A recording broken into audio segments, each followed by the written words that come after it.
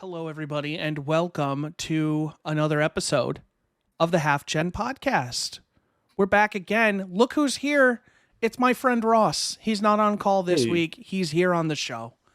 It feels good to not be on call. There you Mostly. go. Also to be back on the show. Boom. That's two good things, not being on call and being on the show. Joining me Indeed. again, as always, Nat. How you doing, man? I'm alright, just chilling, taking it easy. Very nice, very nice. So normally, we like to kind of just, talk through the beginning, but Ross is very frustrated because I told him I had a surprise game that I was playing this week and that he'd never guess. Ross, I'm going to give you 3 guesses right now. Is it a retro game? No. So that's your Is first it- clue, but that's not your, okay, we're going to do, okay, 3 clues and then you have to guess. So I'll let you pick Is your it- clues. Is it on the Switch? Yes. Is it Super Mario Odyssey? No.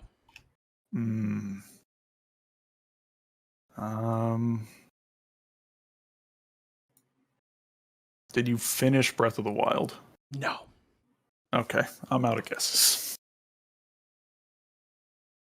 Super Mario What the hell? 3D World plus Bowser's Fury. Yeah. I bought Definitely never would have guessed and that. for the first time ever finished a Mario game. I Did you finished like Bowser's it? Fury today. It was fine. I was playing 3D World first, and then I was reading online, and they were like, "Yeah, Bowser's Fury is like its own separate thing," and I was like, "Oh, I thought I'd have to play 3D World and then Bowser's Fury." The 3D World stuff is actually really nice because they're really short levels and they're fun, quick little bites. And it does have the 1 to 4 player co-op. But I've only played it in single player so far. Each of the characters is a little different. Luigi jumps a little higher, Peach can float, Toad I think is really fast or something. There was a cool thing where you had a Captain Toad mission. So you're going around where you can't jump, the treasure tracker thing or whatever. Yeah. So there's a lot of fun little things in there. The Bowser's Fury though is a totally just 3D world Mario.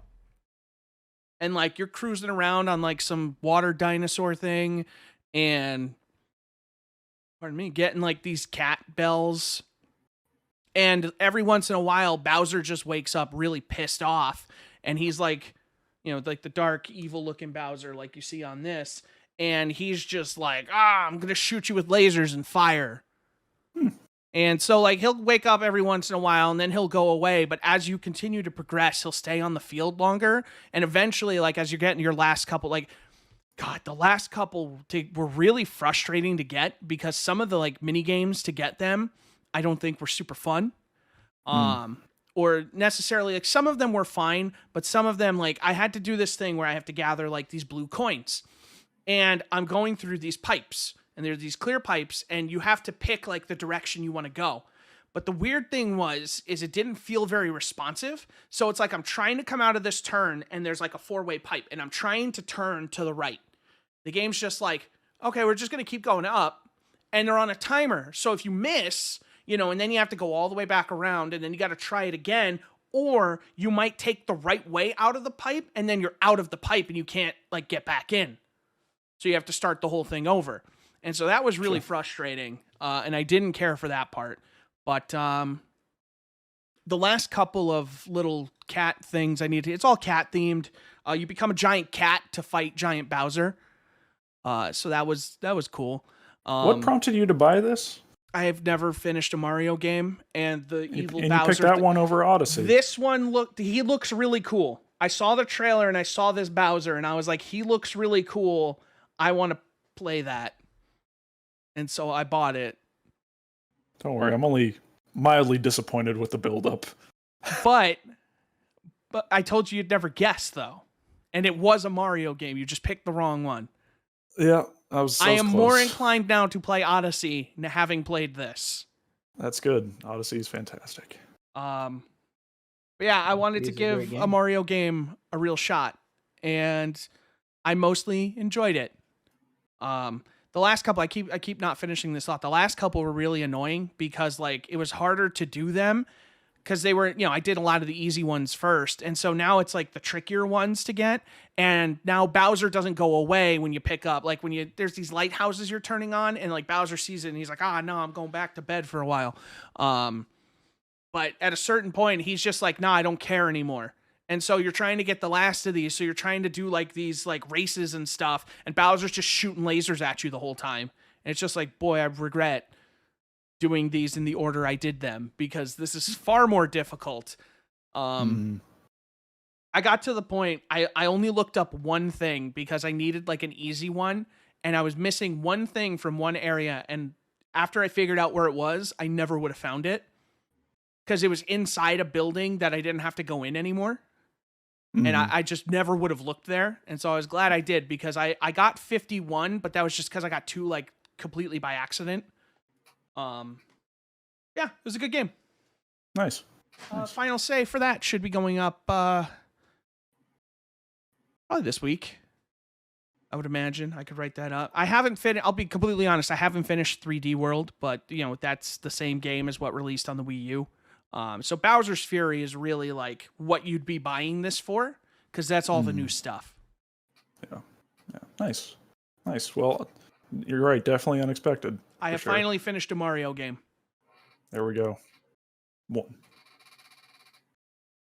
I did it. Do you want to? I remember we talked about. Do we want to go around and like do one game at a time? Yeah, or that's what I figured we were doing. Gotcha. Nat, you want to talk about something you've been playing? I haven't really been playing much aside. Actually, I picked up Suzerain and I was playing that yesterday. That's the only thing new that I've Tell me about your Swordland. I only got into the entrance, like the opening cutscene, and I turned it off because we were supposed to play Divinity, and then we didn't play Divinity. So I was like, oh man, I didn't want to start playing Suzerain again because I didn't know if we were going to start. So I only got past like the first couple of meetings. I'm still on like the first day. Okay. And then I started playing Going Under today, and that's basically it for my game since last week. Gotcha. I've actually been playing a weird assortment of games, usually once a year, and I'm hoping it's more than once a year. I get really into retro games and just kind of catching up on stuff. And I love the Team Eco games. Shadow of the Colossus is one of my top 5 games of all time. The Last Guardian made me cry. I love it so much. But I'd never actually finished Eco, the first game. So I've had the HD collection on PS3 forever. I just never got around to finishing it. So I finally played through that and finished it. And it's interesting. You can definitely see a lot of what came later, but I found the controls to be very finicky and frustrating. But I feel the like atmosphere, that was the case even when they were new. I feel like I remember hearing that. Yeah, people definitely had problems with the controls, at least with Shadow of the Colossus, just because the button layout was different. But like, yeah, there were some definitely some frustrating gameplay aspects to Eco, but like the tone and the kind of atmosphere is all there. So I'm glad I finally got through it and finished that. But yeah, finished that took I think like 7 or 8 hours to finish, but yeah, glad I played it. But what about you, Chris? Next up. I've been playing a lot of Destiny. Honestly, this new season has been fantastic so far. New week, we got another battleground that was really cool. We got a new exotic quest with a really like cool new mission. I think a lot of like the community is overhyping it a lot, so don't read into that too much. The mission itself is fine. I think what's really cool about it is like the setting. You're on this just derelict Cabal ship. There's these weird like growths everywhere. You hear something crawling around in the distance, but you can't see it. You don't know what it is. There's a lot of like cool puzzles and stuff like that. Like it's a good mission. It's a really good mission. It's not mind blowing. I like me personally. I think something like an Outbreak was probably a better mission. Like people are comparing this to like Outbreak and Whisper and stuff like that, and Outbreak is still my favorite of that bunch. But it's a hell of a good time. Like it's creepy, it's atmospheric, and it's so different from what Bungie usually does with these, because like it feels like it's trying to spook you. Like Ross was watching me play, and he even said like there's Dead Space vibes. And that's really what it is. Like they really just set this tone, and it holds it pretty much all the way through.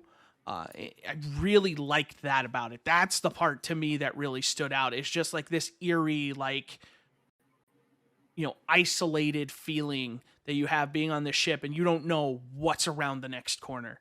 And that's just something Destiny hasn't done before. Like Bungie can do incredible like world storytelling, and this I think was one of the best examples of that. But otherwise, I mean, the season continues to be a ton of fun. I really like the activity. I like the gameplay loop. I really love like the seasonal challenges. This season, it's been hard to put Destiny down again, because it's not so much like FOMO, but it's more of like I really like knowing that every time I'm going on right now, I have something to do. There's something to chase right now. There's a gun. Like this week, there's a really popular hand cannon in the Nightfall, the Palindrome from Destiny 1. They brought that back as a Nightfall exclusive gun. So everybody's trying to farm that. So like every week, they're bringing something back. And like the new exotic they brought out has random rolls. So that's something you're going to run every week to try and get another roll on that gun. So we're finally getting to the point again where like my biggest complaint is always like, I love Destiny, but I feel like they don't respect. I've always said they don't respect my time as far as like I want to put more time into the game, and the game just can't support that. So far this season, the game is supporting it. Like I got to the wire last week. Monday night. I was like, okay, I got to do this, and this, and we're just running through these activities to get them done because I hadn't finished them yet because I was doing other stuff all week. So that was really good for me. I liked that a lot. Just knowing that, like, hey, every time I'm going on there, there's something I'm doing and getting done. Really, it's good really to feel like you keep progressing. Yeah. Really happy with Season of the Chosen so far. It's only week 2. I don't want to get too crazy or anything. Be like, this is the best season ever. It's really easy to say that in week 2, but like right now, I'm super happy with everything they're doing. Nice. For me to kind of continue on the retro game train, I've had it in my collection for a little while, but I started playing Burning Rangers, which is one of the Saturn exclusive games, where you play as basically futuristic firefighters. It's a weird game. I don't think it's a very good game, but it's interesting. It's super short. There's only 4 missions, and each one is maybe like 15, 20 minutes or so. But there's replayability in that in each level, there's like multiple civilians you can rescue, and they're always randomly placed throughout the levels. And there's boss fights at the end of each level. It's weird. Definitely not worth the price it's going for right now. But I'm glad I have it. Glad I played it. It's interesting, but not too much more about that. Like I said, it's super short, so there's not a ton to say about it. But movement is really, Saturn was not ready for 3D, and controlling the character in that game is super sluggish. So that's a bit of a bummer, but yeah. Yeah. You have anything else, Chris?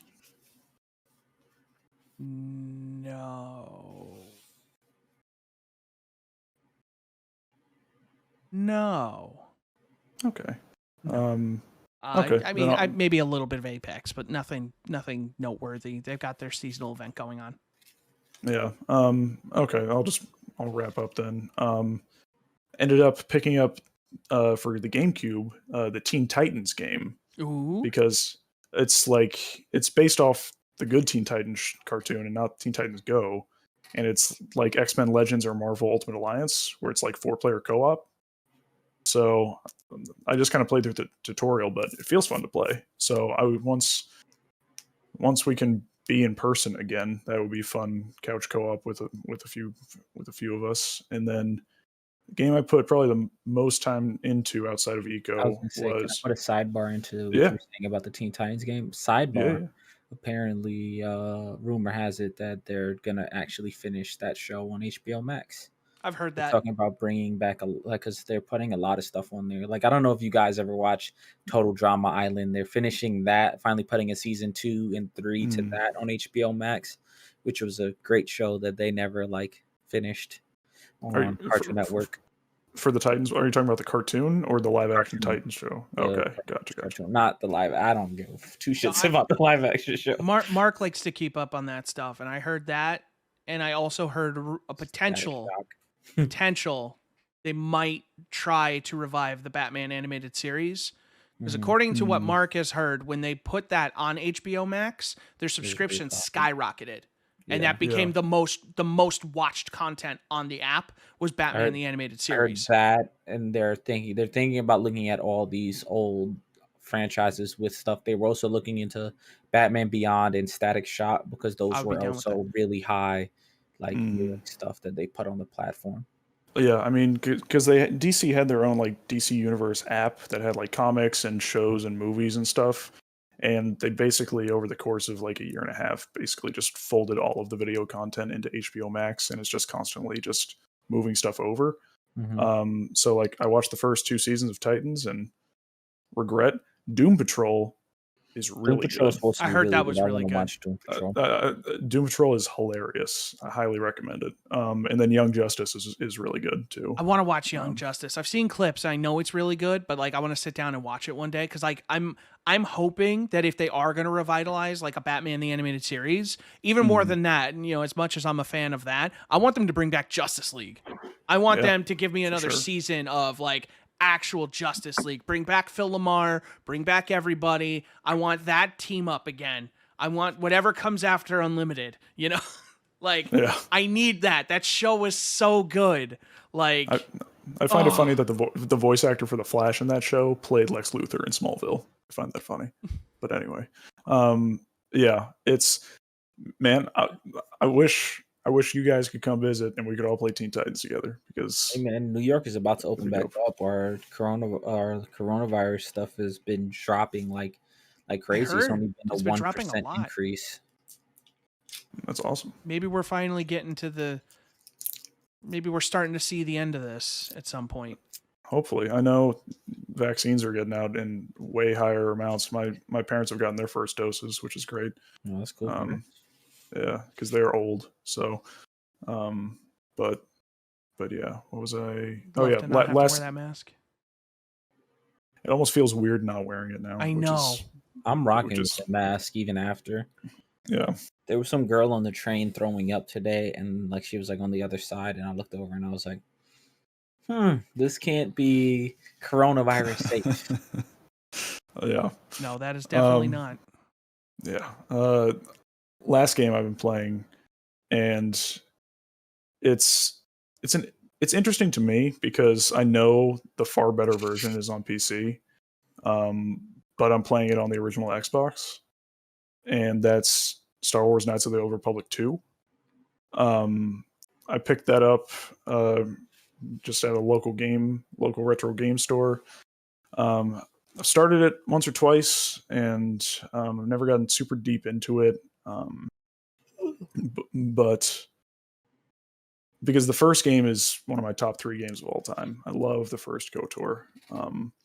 And oftentimes with games nowadays, I don't usually end up playing more than like an hour and a half or 2 hours at a time because I just kind of feel like I'm taking a break after that for the vast majority of things I play. I pop that in, and then when I hit save to end the game, I'd been playing for like 5 hours. I had no idea. Like that game, those games are just so much fun for me. And they still like play super well, and it looks good on like the Xbox One, like up-resing it. Like it looks nice too. And And there's been obviously with rumors about like a remake or a new game from Aspire. It's interesting. It's like what I've heard is that the first game for most people the plot is better, but in the second game the characters are better. So I'm excited to continue that journey. I know that it was the development cycle was all screwed up. They made the game in like I think less than a year after the first game was released, and this was Obsidian. So the ending of the game is kind of non-existent, and it's just kind of like a slideshow explaining what happened at the end because they didn't have enough time. Which on the PC, there's a mod on Steam called the Sith Lord's Restoration or Restore Content mod, I think, which people over the years have been working on pulling assets out of the system files and restructuring. Like there's a whole bonus droid planet that they cut from the game that's still in the code that people have like restored that you can go to now in the PC version. Like I know the PC version is the way better version, but it's for me KOTOR will always be linked with the Xbox, and it feels good to play it again. And I can't wait to put a lot more time into it, especially if there is going to be a new Star Wars RPG coming out in the near future. So that's been what I've been. It's been all retro. So That's good. That's half of what we're all about. it's true. Just thrown out. I don't think we mentioned this at the top of the show. We are actually streaming this live this week. Twitch.tv/NightmaresTV. We're doing it at least for this week. I think the plan going forward might actually be to stream this. Just because it's easier for our editor who works for Cypher, who works on the YouTube part of it. It's easier for him to just download this from the VOD. So trying to make his life a little easier. And we get interactions like this. Chat has been telling us what they've been playing. We got Groot out here playing some Star Wars Battlefront 2, Destiny 2, Smite. Russell played Valheim, which is a game I've seen it. And like I don't like that genre of games, but this game seems to be going like viral popular. And so I almost feel like I have to at least like, do something with it, but I'm trying to resist at the moment. Also been playing the Loop Hero demo. I'm not familiar with that one, but that sounds good. Uranium talking about Little Nightmares 2, which I have seen. Unfortunately, I watched a streamer play the end of that, and so I can't play that game anymore. That's unfortunate. I'll tell you what, though. Liked what I saw. Would have probably enjoyed that game.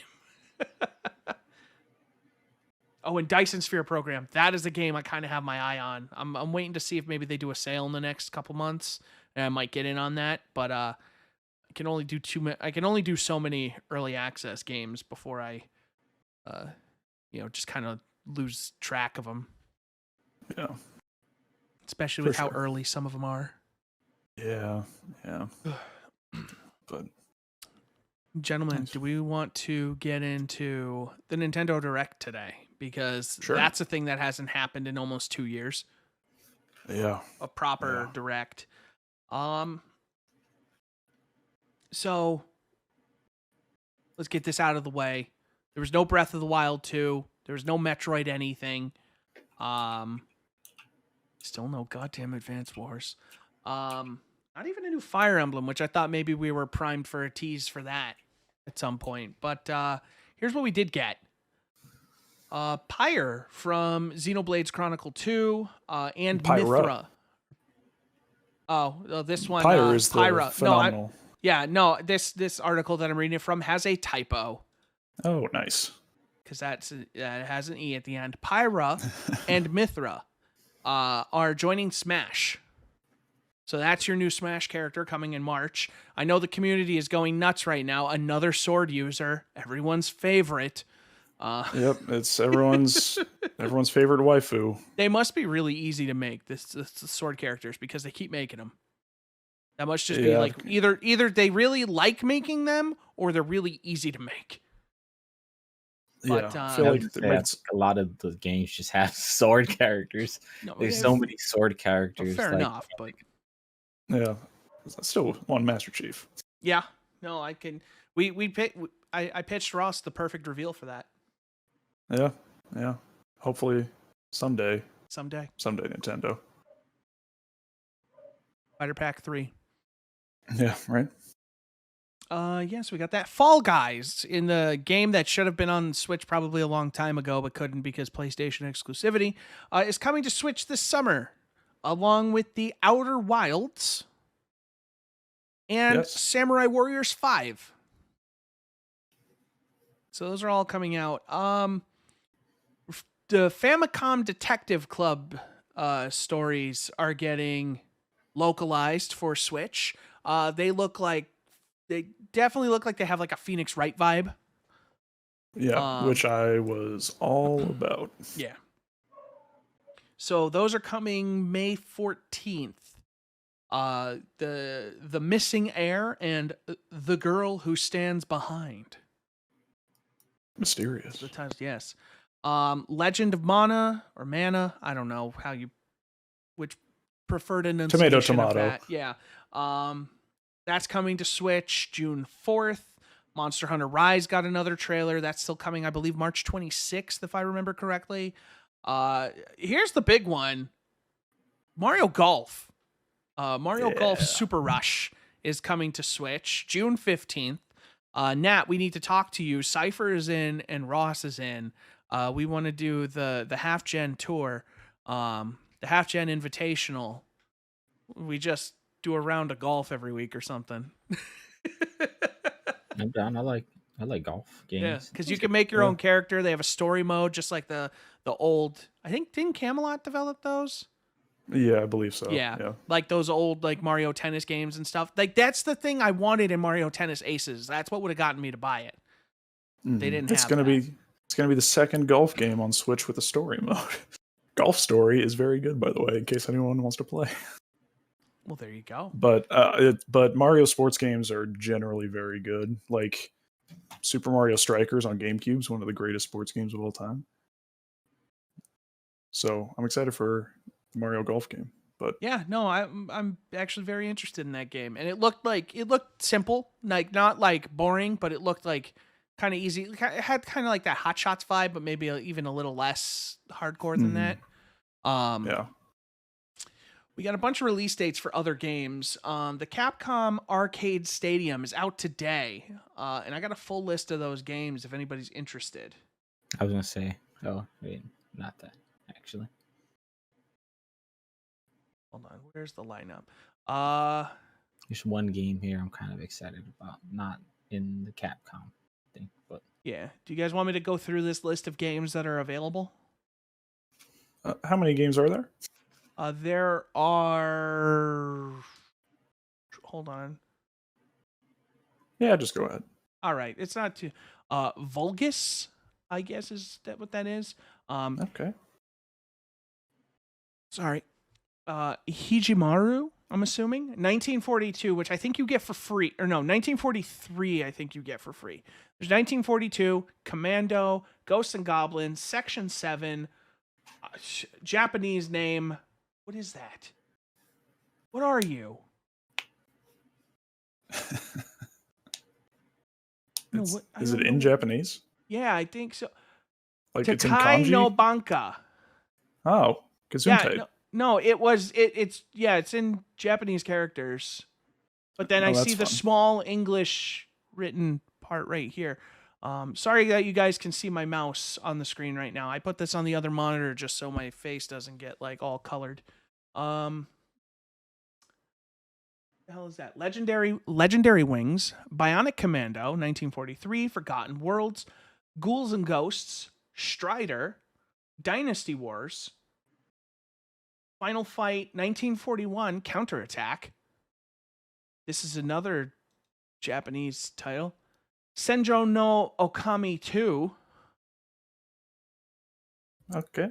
Mega Twins. Hold on, maybe it's easier to do it. Carrier Air Wing, Street Fighter 2, The World Warrior, Captain Commando, Varth, Operation Thunderstorm, Warriors of Fate, Street Fighter 2 Hyper Fighting, Street Fighter 2 Turbo, Powered Gear, Strategic Variant Armor Equipment, Cyberbots, Full Metal Madness, 19XX, The War Against Destiny, Battle Circuit, Giga Wing, 1944, The Loop Master. There are a lot of 1940 games. Pro Gear. How many more games are there? I don't know. This thing was weird. No, okay, that's all of them. I did it. That was Okay. all of them. Pro Gear was the last one. That came back to Okay. Vulgus. There's Fair a lot of enough. games Now- there. Now, what's the game you're excited about coming out of this? No More Heroes 3. Yeah. Oh, well, we're not there Yeah. yet. Now we're just kind of jumping. Oh, the I'm kidding, list yeah. I was looking at was right after, like you mentioned everything else on this list, aside from the Skyward Sword HD and like the list I'm looking at and Hyrule Warriors expansion. Yeah, I've looked. Yeah, I've, no, I've looked at 3 lists and they're all in different orders. Yeah, the list I have. That's not next. I'm kidding. Fine. Yeah, No More Heroes 3. Still, I forgot how weird that game was revealed until every time they show it. And I'm like, right. That game is super weird. Yeah, coming out It's No August More Heroes. 27th. Yeah. They Stubbs did release the first 2. Oh, sorry. They did release the first 2 on the eShop if anyone wants to get caught up. as I remember, they're still probably 2 of the best games you can play on your Wii. You can play with your Wii. Yep. Yep. Yep. They were very, very well received. Stubbs the Zombie, Rebel Without a Pulse. Remember that game that Frank O'Connor Hey. made after Halo? And he put on Yep. from the creator of Halo. Well, Stubbs the Zombie. No, on the cover it said uses the same engine as Halo. Oh, was that what it was? It shared the same engine, and I think this is the first time it's ever come off of the Xbox, Yes. original Xbox, which is exciting. Because I thought Microsoft like published it or owned it or something. That's why I was surprised when I saw it. I was like, why is Stubbs here? Yeah. That's coming March 16th. That's a remaster. Tales from the Borderlands, March 24th. DC Superhero Girls Teen Power. Which was Sure. that was a trailer. June 4th. And Knockout City's coming May 21st. And there's- Knockout City is not exclusive, by the way, because I saw Xbox tweet about it as well. Just as a heads up. Neon White was a weird. Yeah, that was a weird. Wait, no, Neon White wasn't the. It's Annapurna, which is nice. Usually good. Wait, I First person didn't think action game Neon- about assassins. Yeah, but I didn't think that was a multiplayer game. Using a deck of tarot cards. Action RPG dungeon crawler. I could see it being co-op if it's an action RPG dungeon crawler. Yeah, That'd I be think cool. this list is bad, and I think they're confusing stuff. But yeah, from the maker of Donut County. Oh, that's a yeah. fun game. So Neon White looks weird and crazy. Miitopia is coming to Switch. Super Great. Mario stuff is coming to Animal Crossing. Hmm. Project Triangle Strategy, the game about the war over salt and iron, aptly called the Salt Iron War. Yeah, it's from the same team as Octopath Traveler, so it definitely has that same art style. Also has same bad code names. They just take the most literal thing. Yeah, This strategy It's- game is based on a triangle strategy. yep. It is. There is a demo out on the Switch eShop There is- now if you yes, are interested. You can play that. Star Wars Hunters, a game that they announced but showed nothing for. Yeah, it takes place between episodes 6 and 7, and it's a competitive free-to-play third-person shooter from Zynga. It's Woof. from Zynga. Oh god. Yeah. Let's say that it says from the developers of games like Farmville and Words with Friends. Yep. Remember? Why would you, the current developers of a third-person multiplayer shooter, put on that and say, from the developers of Farmville and Words with Friends comes this Star Wars shooter game? Do people still remember Farmville at this point? are Is that a so relevant just- thing? Name recognition to like They're just smartphone so Yeah, yes. stupidly different. Yeah, when I saw Star Wars Hunters, at first I was like, "Oh, that could be fun." Like maybe it's like Bounty Hunter on like PS2 or like Metroid Prime Hunters, which was super I cool. just feel like they forgot Word out. It's going to be Star Wars Word Hunter or something. It's going to be a Where's Waldo with Star Wars. It's a characters. third-person Words with Friends game. Yeah, it's just words with from the friends with a Star Wars universe. skin. Oh my god. Ugh, disappointing. Write sentences as Yoda for bonus Top points. ones with Star Wars characters. Right? Third person. Oh god. World's End Club is a new game from the creators of Danganronpa. That's coming Originally out May released on 28th. iOS. Oh, that's out on iOS? Apparently, yep. Oh, I didn't know This is that. an enhanced port. Oh. The Switch is getting the Ninja Gaiden trilogy. So all three, the Ninja Gaiden Sigma, Ninja Gaiden Sigma 2, and Ninja Gaiden 3 Razor's Edge. And that's going to be out in the summer. Hyrule Warriors Age of Calamity. Oh, I'm sorry. I just want to say, for the Ninja Gaiden collection, June 10th is the date. Are you still on the website that? Are you on the website that listed Pyra as Pyre? Are you still using that same one? Yeah. I'm on. I'm using Kotaku I'm using list. GameSpot. Okay, Yeah, I'm using GameSpot. I'm using Verge's list. Yeah, you guys both probably have better lists than I do. Saga Frontier Remastered coming to Switch. I'm not there yet. Remaster of a Actually, PS1 I don't RPG. think that's not on here. Perfect. It's coming out on April 15th. You take it away, Ross. Well, hold on. Let me just, Hyrule Warriors Age of Calamity is getting DLC this spring. Yep. Mm-hmm. Skyward Sword is getting the chance. HD. Yeah, you don't have to use motion controls. They're adding in normal controls for Skyward Sword, which is good, I guess. Not interested. Anything else? Splatoon 3. Splatoon 3 was the big showstopper reveal at the end. Yeah, it really stopped the show. I can't believe you forgot the most important announcement. Not Splatoon 3. Hades is getting a physical release. That is very true, and I am all over it. I think that's coming out March 19th, I think.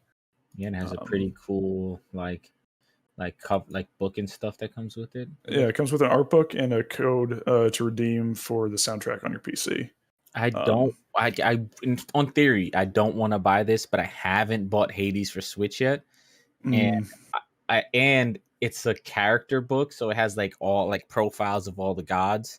Yeah. That's kind of cool. I'm not gonna lie. If I could buy it and get a digital copy, I would buy it because I don't want the cartridge. I just want the code. Yeah. Switch. But yeah. I'm gonna buy the heck out of that thing. Can't wait. And that's pretty much it. Yeah. I feel like they have a really hard time showing Splatoon in any format because, like, the last couple of times they've shown anything Splatoon, we got that awful trailer for the Splatoon 2 expansion with that awful music.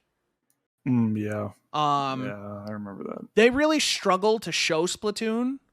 And then, like, when they show it, the problem with Splatoon is, like, it always looks like the same game. I think almost more than any other game, Splatoon just looks like Splatoon.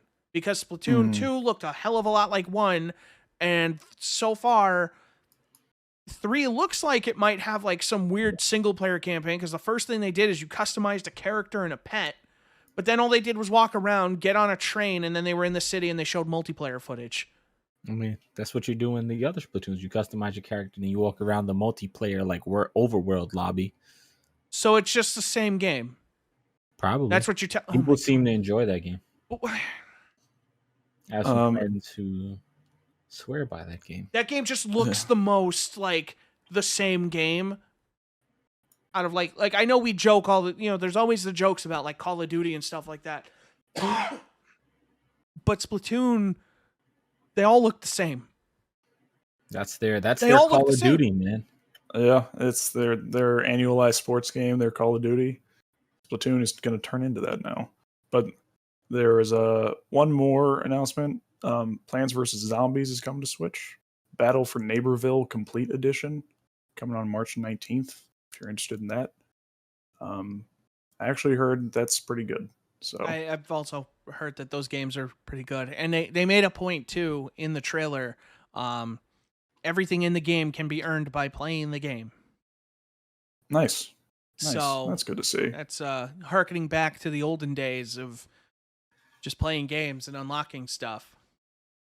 Yeah. I really like the first Plant vs. Zombies, and then, I'm not going to lie, the microtransactions and stuff kind of sent it for a loop. Yeah, Plants vs. Zombies 1 is really good, and then everything that came after that just kind of exists. I would say 2 was good too, but after that. 2 had the microtransaction problem, though, and that's why I never got into it.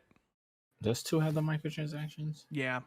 I feel like 2 there's was one bad app, about like it. I don't know if it's 2, but there was like an expansion or something that added a bunch of stuff, and I thought that was good. I don't know if that's 2 or what, but Gotcha.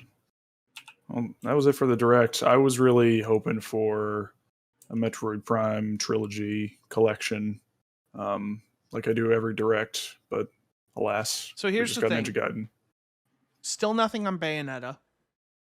mhm. Still nothing on Metroid anything. At a certain point, you got to be concerned, right? That they're Um, not talking about these games at N- all. Nintendo holds their cards to their chest pretty well. Like they do announcements pretty far out, Yeah, but but they showed Breath of the Wild over a year ago now. Didn't they reveal that in like 2019? Breath of the Wild 2. Breath of the Wild 2, yeah. Yeah, it Was was it a that year or part of two that ago, last yeah. big Nintendo Direct at that E3? So Yeah, like it that's was. the thing is like they talked about it and at least they mentioned that in this. But we haven't heard anything about Metroid Prime 4 since it's been rebooted. We haven't heard anything about Bayonetta 3 since it was Metroid, announced. I don't know. Bayonetta, I feel like because they aren't personally involved in developing Bayonetta, they're just like when it's ready, it's ready.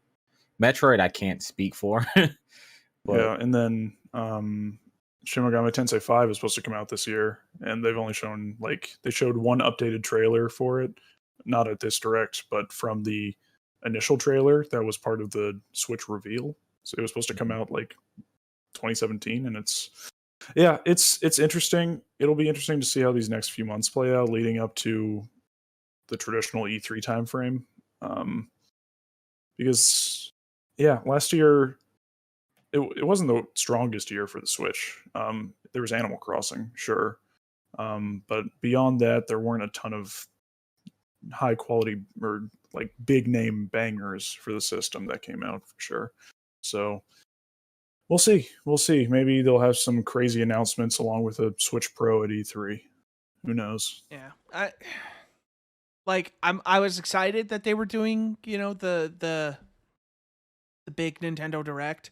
I just felt like it was kind of underwhelming after all this time. I just feel like, they probably thought they had a really good show, and I'm sure for a certain crowd that was a great show. Excuse me, but for someone like me, I guess that's a me thing. Cuz I'm not as invested into the Nintendo stuff, but there's a lot of their stuff I like. Like if they had teased a new Fire Emblem, I would have been all for it. If they would just show me an Advance Wars, just show me you care, Nintendo. I was thinking, shit, like why not bring back like Golden Sun or something? It's a perfect opportunity. But they have all these games that are already announced, and like these are games that they announced that I am 100% interested in. Like I lost my shit for Metroid Prime 4, I lost my shit for Bayonetta 3, and they won't even give me the time of day for those games. And more power to you if you like Skyward Sword, or if you're really big into Splatoon. But like it didn't feel like there was anything major, and I guess it doesn't have to be, you don't need to have like the mic drop moment every time you do one of these, but like it felt really underwhelming in my opinion. I don't think. I mean, I didn't watch it live, but I mean, they have like 6 big releases, but they're very much take it or leave it if you like them. Like Splatoon is a very like it's either you like it or you don't. Skyward Sword, I mean, for Yeah, Zelda, but I don't even fans, count that's Skyward Sword for that big. because it's just an HD remaster. I mean, Like that's not Mario Golf is big, Mario Golf is and probably the biggest announcement of the show, and that took place in the midpoint. then I would say like just like confirming a date for Monster Hunter Rise and everything is Monster is Hunter Rise pretty. already had a date. It was just a new Okay. trailer. And then the localization of the detective game, I thought was also pretty big. But As someone who is generally more into Nintendo stuff than you are, Chris, I was pretty underwhelmed by it as well. But we'll see what they do. Yeah. It's going to be very interesting to see the Switch during their first full year of the PS5 and Xbox Series consoles and kind of what they do or if they change anything at all. Because, like, I'll be honest, sitting down, playing on my Switch Lite, playing the, Bowser's Fury, like, that was fun, I had a good time. I wore that thing down for the first time ever. That it didn't just die because it was in my bag for weeks, it died because I played it, So that felt good. But like, that's the thing is like other than PC, like I'm going to these consoles as a destination. That's just where I'm at with consoles. It's no disrespect to them, but I'm only going to go there if they're going to put out something I care about, I don't, like, all these other games, like you can announce all these remasters and stuff, but guess what? If they're on PC, I'm probably going to play them there, That's just the fact of it. And so, when you got a Bayonetta, when you've got a Metroid and stuff like that, and the stuff that I want to play that I'm like, I just want to power on my Switch and play these games, show me. Say something, Even if they had said, like, they're in progress, like, that would be something. At least what they did about Breath of the Wild. Yeah, I was going to say, they did make a point to say that they literally brought out Eiji Onuma to literally say, we don't have any updates for Breath of the Wild 2 right now, and we know you're disappointed. It's like, okay. I don't know if that's better than just not saying anything at all or what, but yeah, it was a Nintendo Direct. It happened. Yeah. It's done. I'm more excited playing my GameCube right now than I am anything else, really. So I'm just trying to I want to know if Metroid Prime is going to come out remastered, if they're going to do that, because I have them on the GameCube and I could play them, but I don't want to start them and then have them be like, it's out on Switch, and I don't want to start over. Yeah.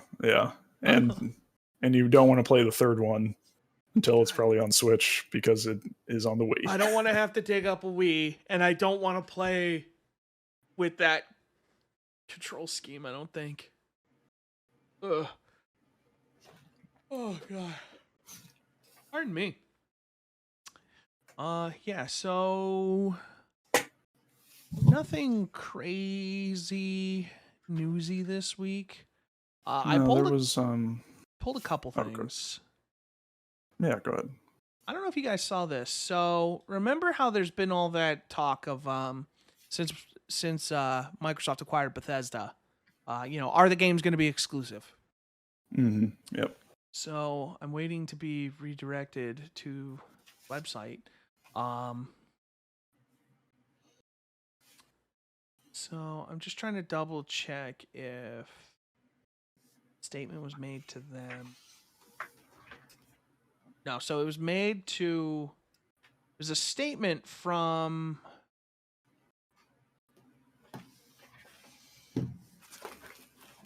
Developer from Playground Games. I think it's like Hervé Gengler or something like that. Apologies if I'm pronouncing the name wrong. He said this to Seb S. Soul Live. Apparently, it was like a 4-hour long interview. The studios were already in their development cycle, and this is a message that Microsoft communicates all the time. They're not going to suddenly stop the development of a PlayStation version, for example. If your game is cross-platform, they're not going to say now it's an Xbox exclusive. They are in a long-term strategy and do not want to expressly take the game away from a community because they bought the studio. So it sounds like, from somebody who would probably have that knowledge, all those people out there who are like, oh, Elder Scrolls 6 is exclusive and Starfield is exclusive and all that. Don't count your fanboy credits yet. Don't cash that check because it sounds like everybody's still going to be able to play those games if you're on a modern console. Mm-hmm. Yeah, and it would be stupid of them to take those versions away at this point. Well, on one hand, yes. On the other hand, no, because then it's like, okay, well, now you have to get people into your ecosystem. But no, it's good business sense since those games were already implied to be coming to those platforms to release them on that, to release them on the PlayStation 5. It's not even an issue of like, exclusivity, like my box is better than your box. It's just, it's not good business because that was already being worked on, why throw out all that work, when Starfield is probably close-ish to being done and Elder Scrolls 6 was already being planned with like a PlayStation in mind. In addition to an Xbox, obviously. Right. But I thought that was, that was cool to hear for the people, because there are people out there who are just like, hey, I have a PlayStation. I want to play this game. What do I do? Mm-hmm. Yep. Microsoft actually kind of making the news this week. They announced a new boost feature for some backwards compatible games. Yeah, that was the one story that I pulled. Yeah, I found it interesting. Oh, do you want to run that down? Yeah, sure. Yeah, sure. So it's a free update for specific games. Right now, it's just going to affect Sniper Elite 4, Far Cry 4, Watch Dogs 2, UFC 4, and new Super Lucky's Tales. So games that receive the boost and are compatible with it, you'll be able to play those games in 60 FPS instead of 30 FPS. Some games, like new Super Lucky's Tale, will be in 120 FPS. So it's just for as of right now Xbox One games. There's nothing in here that I see about any other further backwards compatible games getting this FPS boost. But yeah, it's like another cool thing that Microsoft is rolling out for free to their consoles. So yeah, it's cool. I hope it'll be interesting to see the speed at which they add games to have this feature. And I'm curious how, because like the thing is like, you know, when with a lot of these like boosted performance modes, it's always been like, hey, we just give you a better 30 FPS. So like I'm curious, like, did they go to the developers and be like, hey, can you unlock your frame rate or something? Like, I'm curious how they did it, because this is a much better way to do that, in my opinion, is up the frame rate as much as you can, you know? That's always in my book. That's going to be the way to do it. And I heard, oh, I actually didn't pull this story, but I'll talk about that after. But yeah, I'm like, that's a really great feature, and if they can keep capitalizing on that in, like, you know, other backwards compatible stuff, that'd be really cool. You know, to play some of those Xbox One games that, you know, maybe weren't the best performing back when they came out, and to play them at a much higher frame rate now on better hardware would be pretty big. Like, that would just further cement the Xbox as like the backwards compatibility king, you know? Yeah. I hope that, I don't know, maybe it's a licensing thing or something, but I really hope they improve the quality or the quantity of original Xbox titles compatible.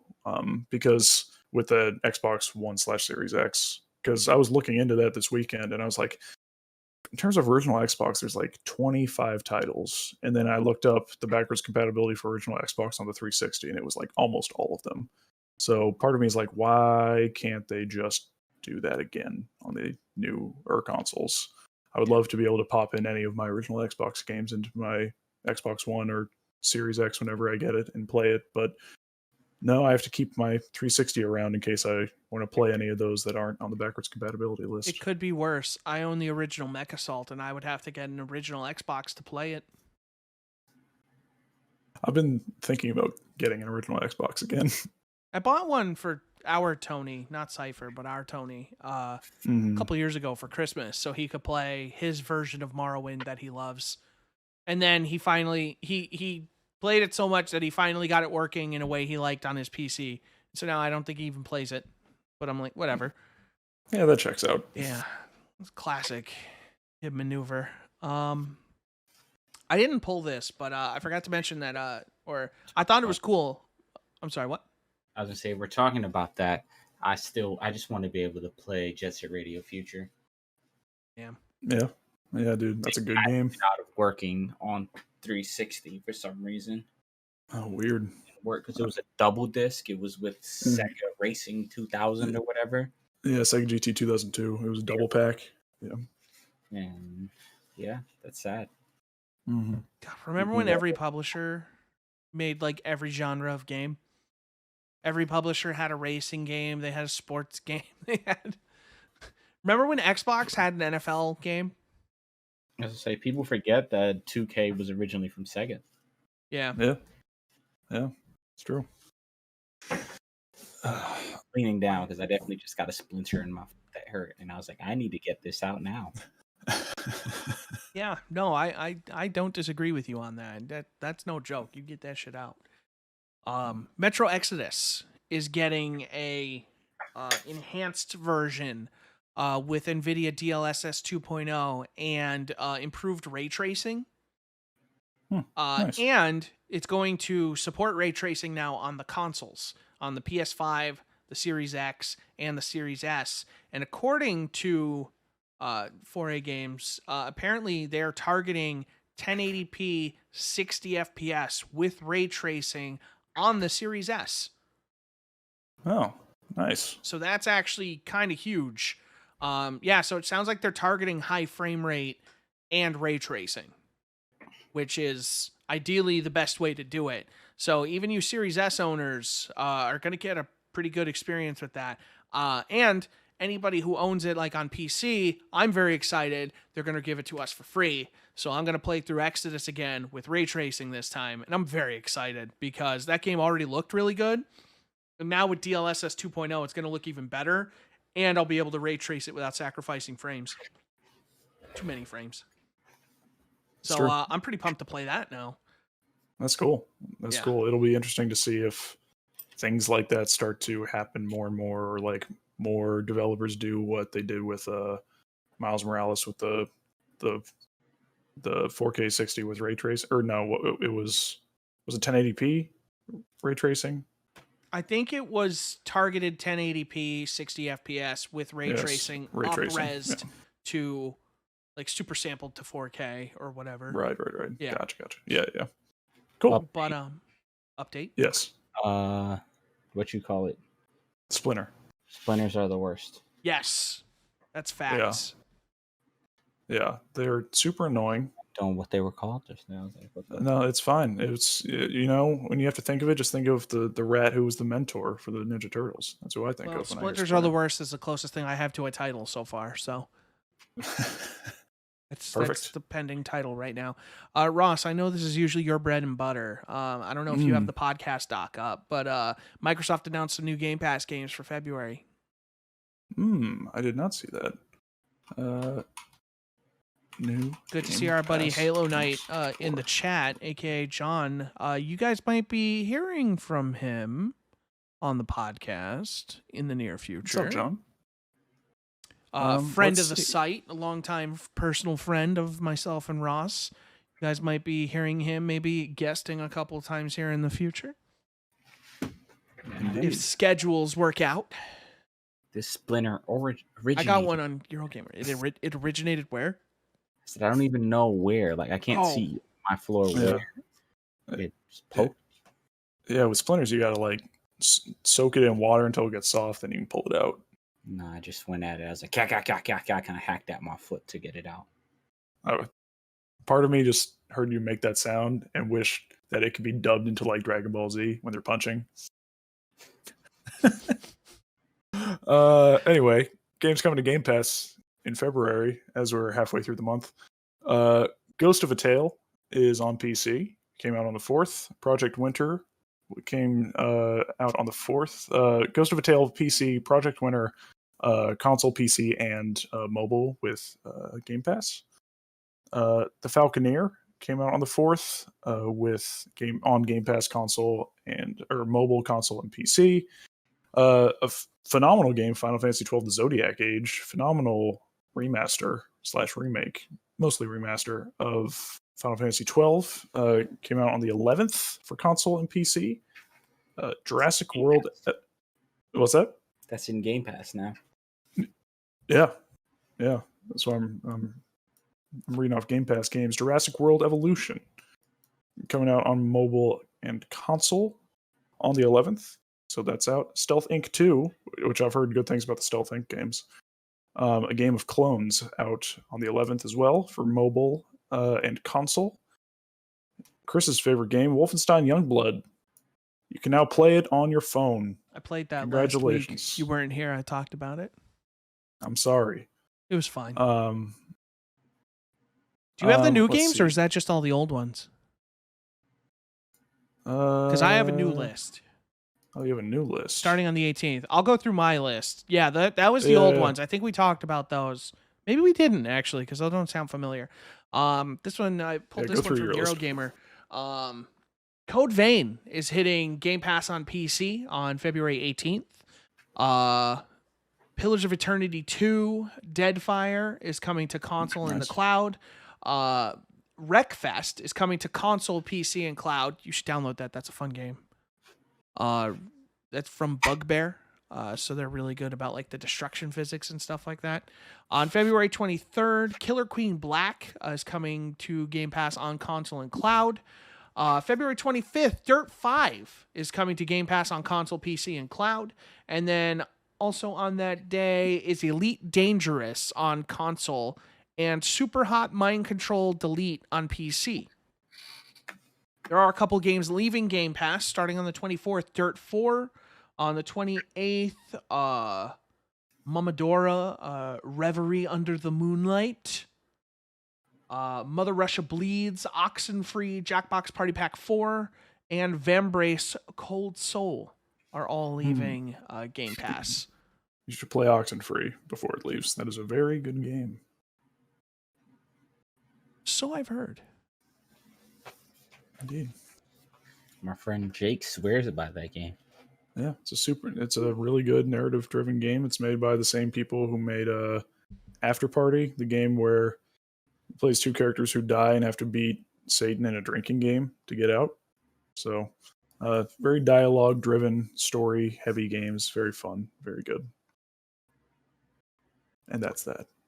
All right, so this last piece of news is kind of weird. It's not really news. It is, but it isn't. Who here remembers 6 Days in Fallujah? I remember the title. I don't remember anything else. Famously announced in 2009, it was going to be published by Capcom, highlighting the 6-day battle in Fallujah against insurgents in Iraq. Which at the time, that was a battle that took place in 2004. People felt like, nah, it's too soon. It's too real. We can't do that. Konami backed out of publishing, and the game kind of went dark. It's back now with a new publisher and the same overall story. The issue is that now, it has since become more and more clear that, it was not so much a battle against... It was a battle against Al-Qaeda, but it was in a war that increasingly looks like, we should not have been there at all as time passes.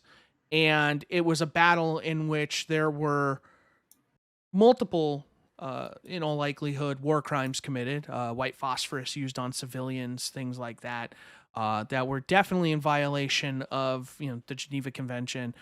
So it is a battle that is looked upon very poorly by history, with things that are not really acknowledged by the U.S. Or the military as far as things that were done. Also, like, things like the A-10 runs with the depleted uranium shells and an increase in like cancer rates in children in the area. It wasn't good. A lot of people died in Fallujah, and on all sides. And so here comes 6 Days in Fallujah, promising to tell an authentic story about the events that took place. But don't worry, guys. It's not political. So the publisher has gone on record basically saying, I want to try and find the quote here. There's a couple. So I don't know if you guys are familiar with Rami Ismail. He was part of Vlambeer. Mm-hmm. Yeah. Really good guy. And he is kind of waging a one-man war against this game. And like he's doing a pretty good job. This is what tab. Let me move this here. So I just want to know why. At what point, how much time has to pass where you're just like, the ship has sailed? Like, they can't, like, what are they going to do to this game? Because I just watched the trailer. You did? Okay. It doesn't look good. So here's the thing. And the biggest issue right now is that they're going about it. I pulled this article. I'm trying to find like an exact. So this is some of the things that were said by the publisher Victura. It's the whole goal of the game is to, according to this Polygon article, engender empathy for the American troops in the field. So this is from the publisher. I think it's reasonable people can disagree with that. For us as a team, it's really about helping players understand the complexity of urban combat. It's about the experiences of that individual It is about the experiences of that individual that is now there because of political decisions. And we do want to show how choices are made by policymakers. But it's not political. Yeah, how choices that are made by policymakers exactly affect the choices that a Marine needs to make on the battlefield, just as that Marine cannot second guess the choices of policymakers. We are not trying to make a political commentary about whether or not the war itself was a good or bad idea. They ended up there because of political choices. So, yeah. Saying two statements contradict each other. Exactly. Yeah. So here's a little background that they pulled, and this is probably a little better. So this is from Polygon. This is all their words. The city of they did the research for this. I want to give them the credit where credit is due. The city of Fallujah became a hotbed of insurgent activity during the 2003 Iraq War. A terrorist named Abu Musab al-Zarqi, I did my best with that, drew fighters to that city from around the country and beyond. The violence he inspired directly caused thousands of civilian casualties, but also resulted in the deaths of a team of private military contractors from Blackwater, USA. The image of their burned and mutilated corpses hanging from a bridge became synonymous with the U.S. occupation of the country itself. In 2004, Western forces tried to retake the city not once but twice. 6 Days in Fallujah focuses on the Second Battle of Fallujah, which cost around 100 American lives, and according to the International Red Cross, the lives of at least 800 civilians. The focus of the game is on the Marines and how dangerous it was to be, breaching into these homes. They're, in the trailer, they're talking about stories of, they'd lead us into the back and, you'd get shot through a hole in the wall or this or that. And, you wouldn't know you were safe until you were alive. And I get that. And I'm not trying to take anything away from the men and women who served during that conflict, because that was not their choice to be there. I'm not here to take anything away from them. But this doesn't seem like the war to choose, because it was a war that we were there way too long. We were there for all the wrong reasons, based on an assumption that was wholly proven to be incorrect. Like, this is not our proudest moment. And I don't think highlighting a horrible battle in that, unfortunate war. I don't know how better to say that. And I apologize if I'm coming off any way. I'm not trying to take anything away from the people who served and fought in that. But it's like a war we probably shouldn't have been in. Highlighting a battle in which tactics were used that cost the lives of hundreds of civilians. And we're just going to make it into a brouhaha, go soldiers video game. It's just like you're doing a mission where our government essentially sent a troop of soldiers on a suicide mission using tactics they shouldn't have been using. And all this, like, it's an interesting story, but you're taking away the most interesting part by saying it's not going to be political. So what's the redeeming factor here? Yeah. And I'm sorry, go ahead. Because you could make an interesting story how, like, the civilians don't want this, the troops don't want this, but they're in this weird place, and they can make an interesting story based on that. So here's the thing. Part of the game, you play as an Iraqi father trying to get his family out of the city. And apparently, they interviewed civilians who survived and things like that. So here's another part. This is another kind of troubling part. This is again from the publisher. There are things that divide us, and including those really divisive things, I think, distracts people from the human stories that we can all identify with. I have two concerns with including phosphorus as a weapon. Number one is that it's not a part of the stories that these guys told us, so I don't have an authentic, factual basis on which to tell that. That's most important. Number two is I don't want sensational types of things to distract from the parts of that experience. I don't think players are going to be confused about the cost of war. I just don't think that they're going to walk away from this experience going, we need more war. I don't think that's something that the Marines and soldiers want as a message. I don't think that's something the Iraqi civilians want as a message. I think people do need to understand the human cost of war. Perhaps playing the game will make them curious and they'll want to learn more about all the things that have happened in Fallujah since the 2004 battle, and that will lead them to their own conclusions from doing the research. But right now, simply ignoring the battle is not going to cause them to think about all of its consequences.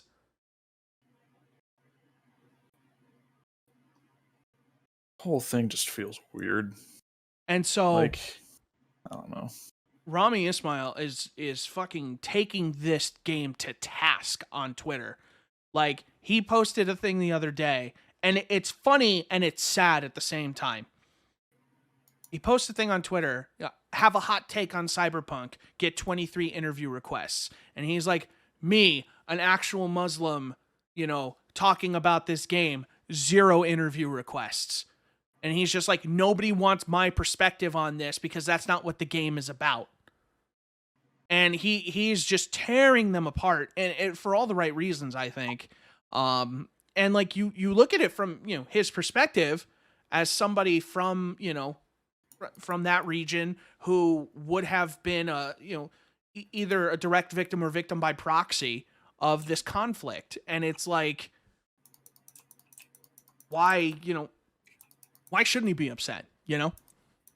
That like we're just gonna gloss over these potential atrocities that occurred, and it's like, I say potential, it's not potential, it's the facts are there, but it's, see, now I'm glossing over it because I'm trying to be politically correct and not trying to say anything bad, about, but something's got to give here, right? And it just feels like they're trying to make like a military shooter from 2003 that's just all like macho gung-ho, like America F yeah, and including this story of this father and son like as a consolation and feeling like they have to.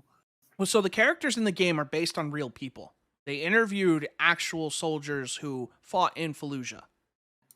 So they're based on, and that's the part of it that like is vaguely, that is vaguely interesting about the game, is the authenticity of their perspective. If the game captures that doesn't take away from the issue of the subject matter and the not addressing the bigger picture here. That doesn't take away from that, but that's the one part of it that is interesting, kind of being in that perspective of like, this is what war is really like, that real fear element of like, because war is not Call of Duty. War is not run around a corner and just start blasting. So I feel like somebody could do that game and get that point across. I don't think it's going to be 6 days in Fallujah. I don't think they're going to get any point across, and I feel like they're doing exactly what they did in 2009. And like Nat said, the game doesn't look all that good to begin with. It looks like a PS3 game, like an early PS3 game. That's when it was supposed to come out. it looks like Sons of Liberty with more color. Yeah, sounds like the developer is just kind of oblivious, and sounds like they really just want to make that game at any cost. I mean, consolation for anything, this game doesn't look like it's going to be very successful. No. Like, the trailers have no views.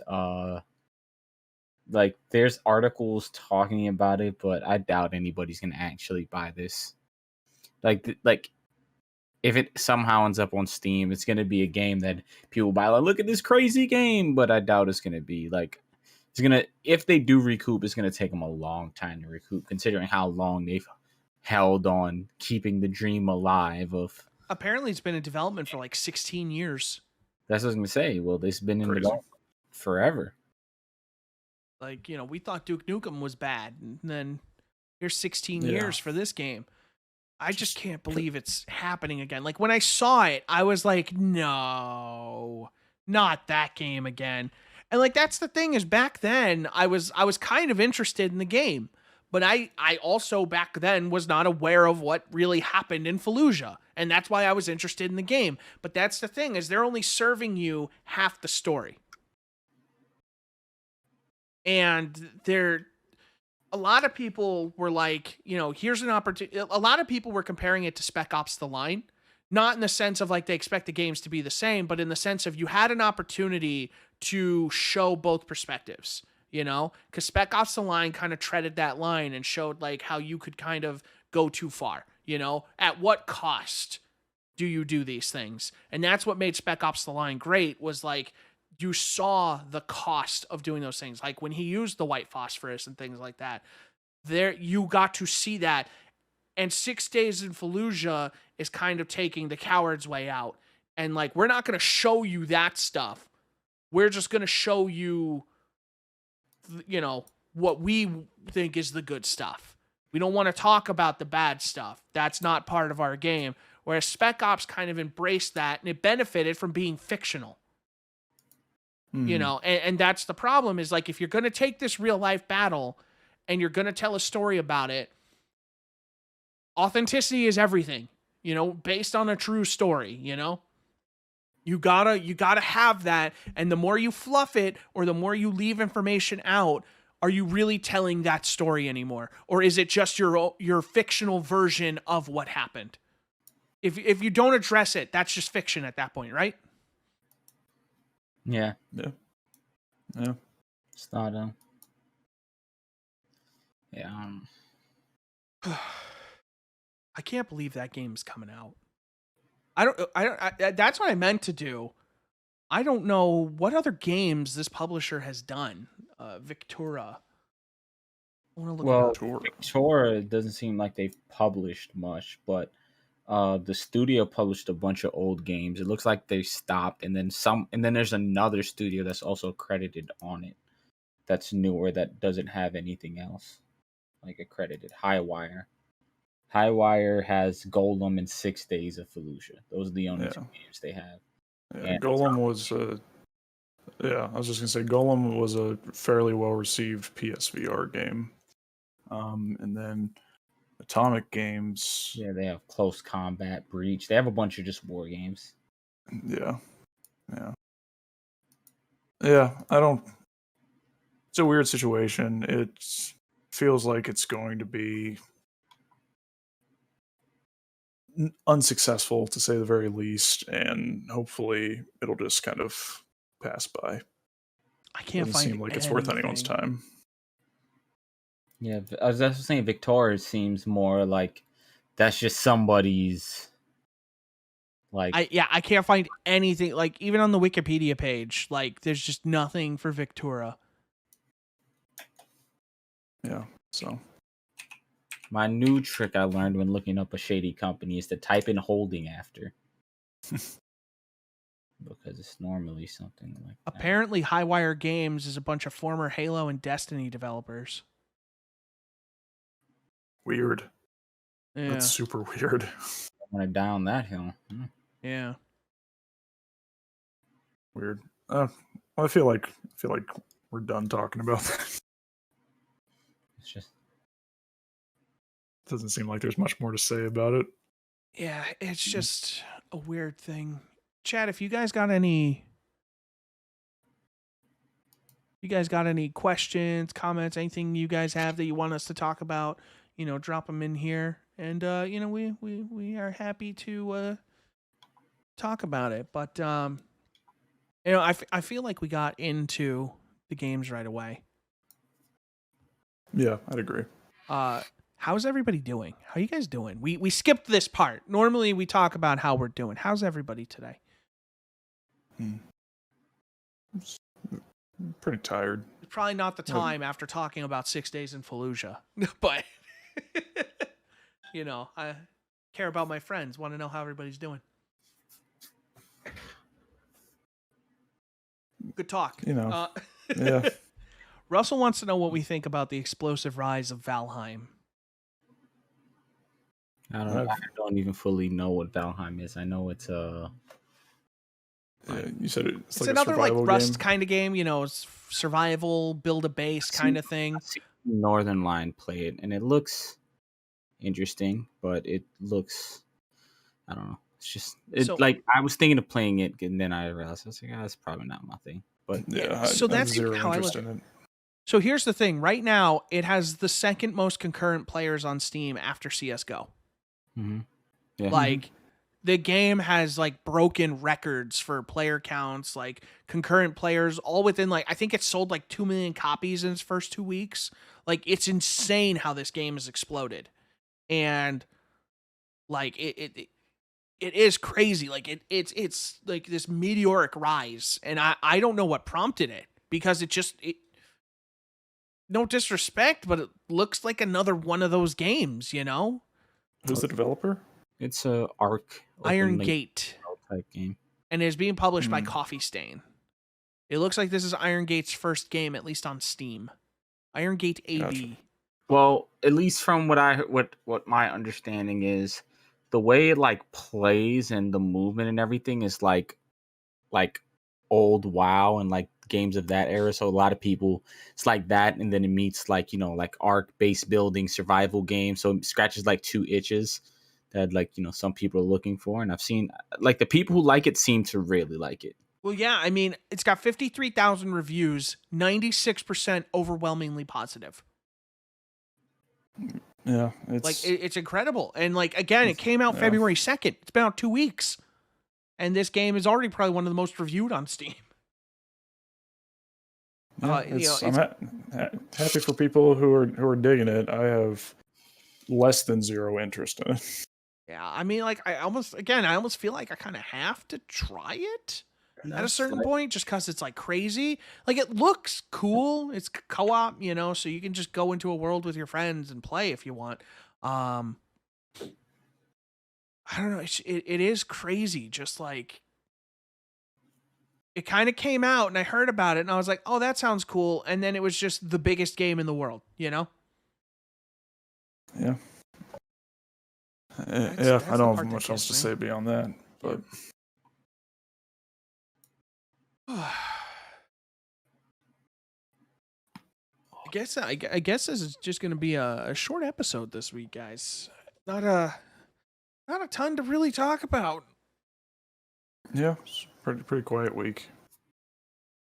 Anytime, Russell. I was gonna say we also big stretch. didn't have Divinity talk this week, so right. That's that's my bad. I had some stuff come up yesterday, so I could not Divinity Tuesday.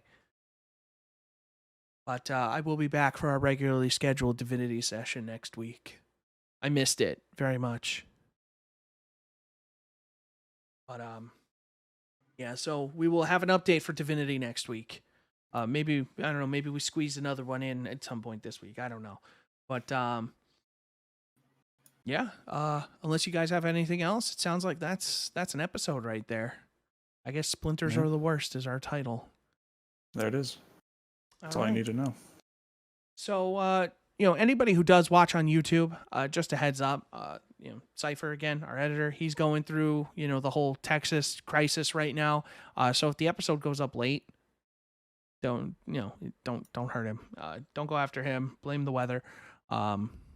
Texas is ill prepared for the snow. If you're listening on Anchor, thank you as always. Don't forget to rate us on your podcast service of choice if they allow that. 5 stars goes a long way. It's crazy. Like my friend Nat told you, 5 stars means a lot. I wasn't sure if you were going to back me up on that. Gets reviewing, especially on Apple, is what gets the podcast in the algorithms, to be recommended amongst other podcasts. So, we love algorithms. That's just the interactions. So, all right. Well, thank you everybody for listening. We'll catch you next week. Have a good one. Bye-bye.